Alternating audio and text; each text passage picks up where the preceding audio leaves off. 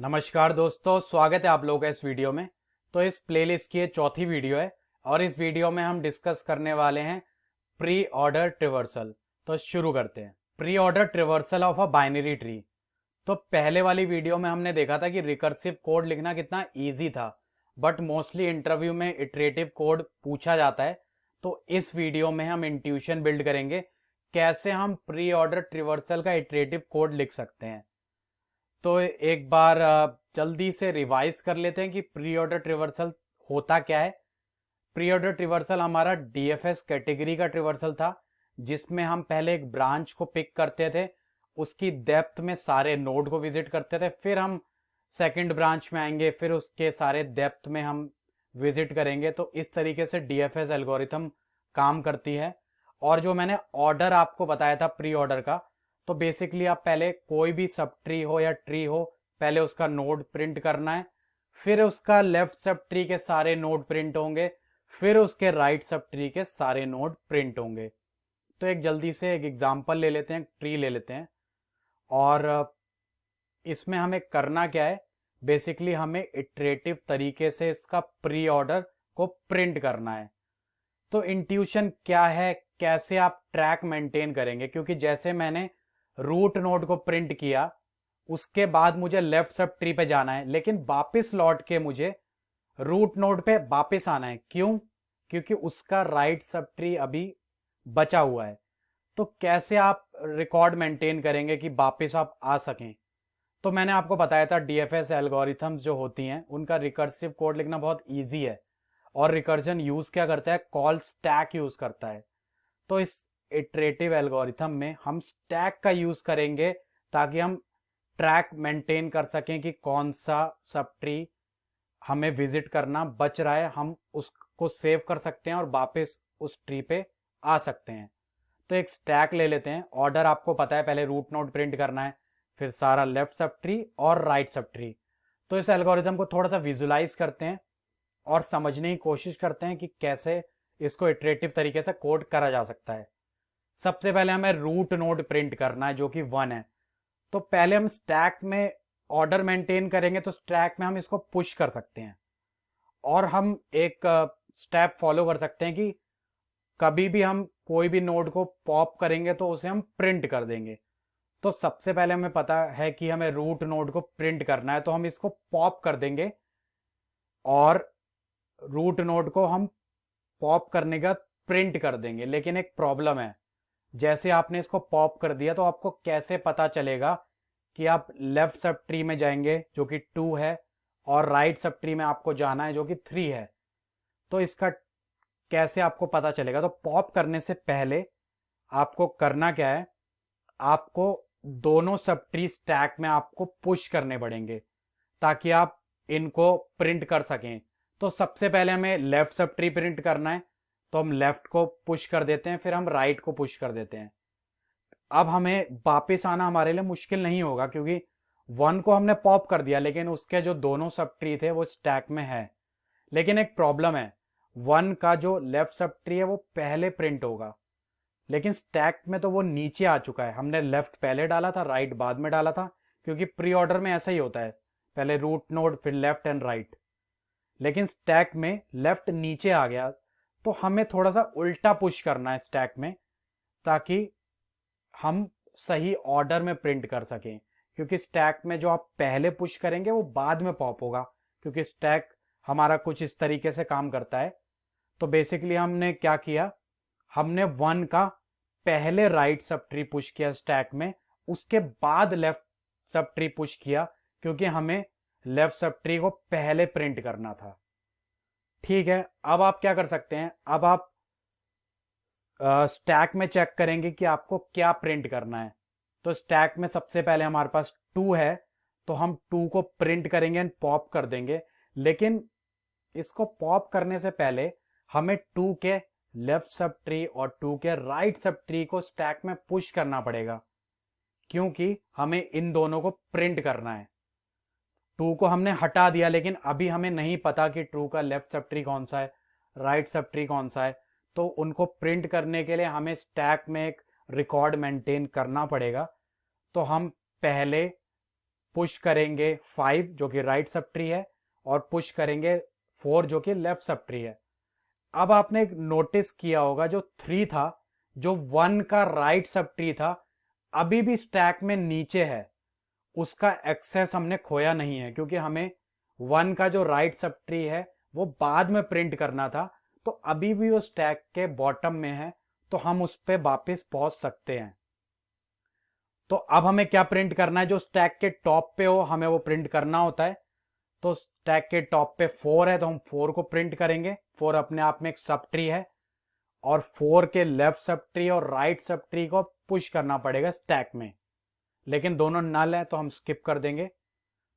अब हम स्टैक के टॉप पे चेक करेंगे, क्योंकि स्टैक ही ऑर्डर मेंटेन कर रहा है, तो हमें स्टैक से ही पूछना पड़ेगा। स्टैक के टॉप में हमारा 5 है, तो हम 5 को प्रिंट करेंगे और 5 के लेफ्ट सब ट्री और राइट सब ट्री को स्टैक में पुश करेंगे। दोनों नल है तो हम स्किप कर सकते हैं। अब आपने देखा कि हमने जो 1 है, 1 के पूरे लेफ्ट सब ट्री को ट्रेवर्स कर चुके हैं, और हमने 1 को भी प्रिंट कर लिया था, लेकिन जो 1 का राइट सब ट्री है वो बचा हुआ है। और उसको हम क्यों प्रिंट कर पा रहे हैं, क्योंकि उस समय हमने उसको 1 को प्रिंट करने से पहले स्टैक में 3 को पुश कर दिया था। इस वजह से अब हम सही ऑर्डर में 3 को प्रिंट कर पा रहे हैं और 3 को हम एक्सेस कर पा रहे हैं।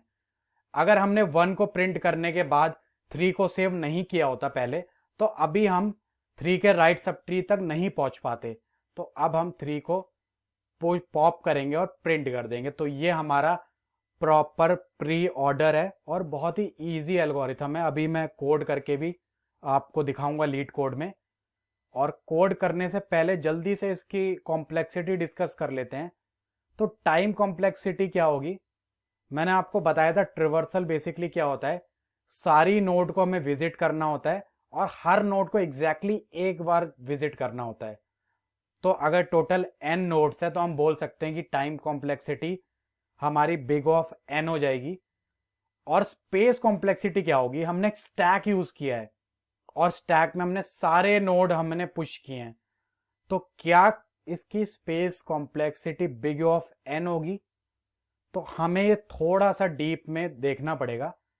बेसिकली हम कर क्या रहे हैं, हम स्टैक में सारे नोड पुश कर रहे हैं, लेकिन अगर मैं आपसे पूछूं कि एक टाइम पे स्टैक में कितने नोड पुश किए थे, दोबारा आप इस क्वेश्चन को ध्यान से सुनना, एक टाइम पे स्टैक में कितनी कैपेसिटी थी मैक्सिमम। तो इसके लिए हमें एक बार ट्री की डेप्थ को देखना पड़ेगा, क्योंकि हम डीएफएस पैटर्न फॉलो कर रहे हैं।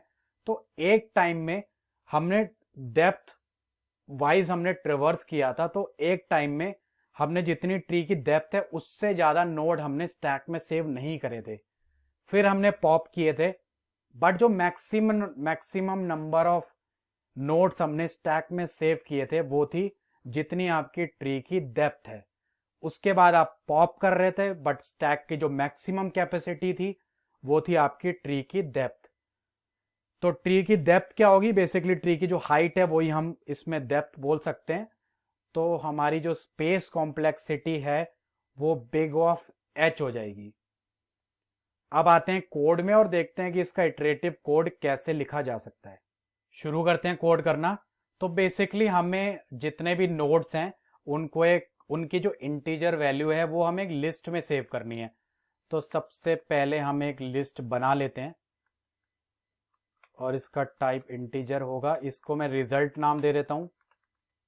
ये बेसिकली मैं जावा में कोड कर रहा हूं। अगर आप सी यूज करते हैं या और कोई लैंग्वेज यूज करते हैं तो आप कॉन्सेप्ट देख सकते हैं और सबका कोड सिमिलर ही होता है, तो अपनी अपनी लैंग्वेज में आप इसको कॉपी कर सकते हैं। तो बेसिकली हमने एक लिस्ट बनाई और सबसे लास्ट में हमें इसको लिस्ट को प्रिंट करना है। तो इसको लास्ट में हमें रिटर्न करना है बेसिकली, तो हम रिटर्न कर देते हैं।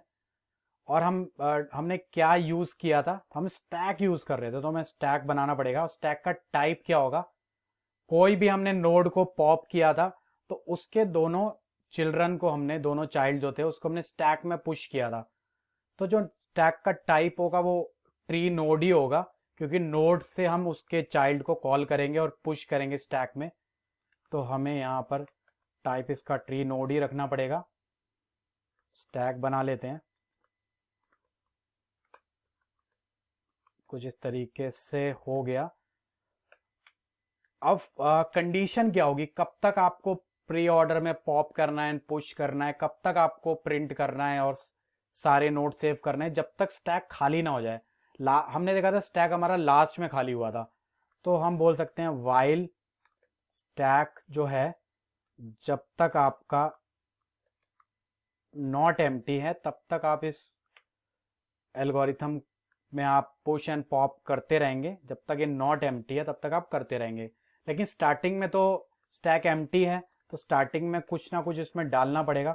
तो सबसे पहले हम रूट नोड डाल देते हैं ताकि हम स्टार्ट कर पाएं, और उसके बाद जब तक ये दोबारा एम्प्टी नहीं होता तब तक हम रन करते रहेंगे।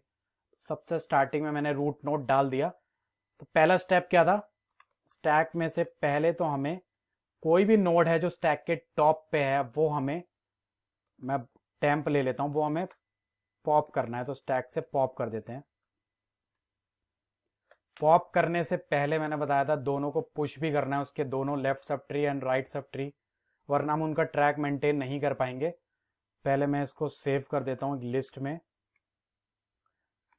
इसकी इंटीजर वैल्यू हमें लिस्ट में सेव करनी है हर नोड की, तो सेव कर लेते हैं।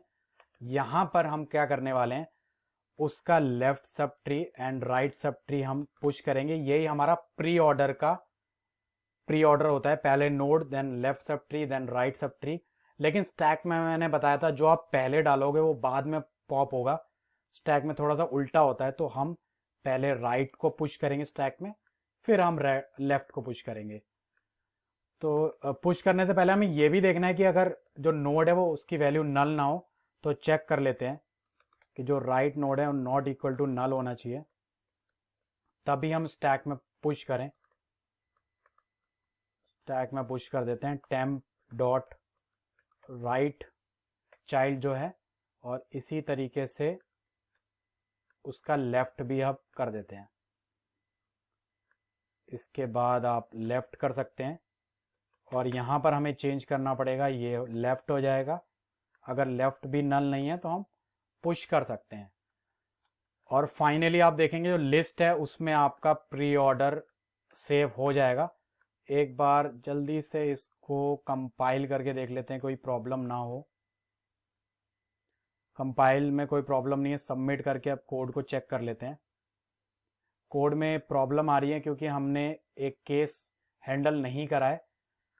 अगर आपका रूट नोड नल होगा तो बेसिकली आपको करना क्या है, आप एम्प्टी लिस्ट को प्रिंट कर सकते हैं, root is equal to null. एक बार और सबमिट कर देते हैं और देखेंगे आप इस बार सक्सेसफुली आपका कोड सबमिट हो रहा है। तो आपने देखा कि प्री ऑर्डर का जो इटरेटिव कोड था वो भी इतना मुश्किल नहीं था। तो इस वीडियो में इतना ही। नेक्स्ट वीडियो में हम इन ऑर्डर का इटरेटिव अप्रोच देखेंगे कि इन ऑर्डर इटरेटिव एल्गोरिथम हम कैसे लिख सकते हैं। ये वीडियो देखने के लिए थैंक यू वेरी मच।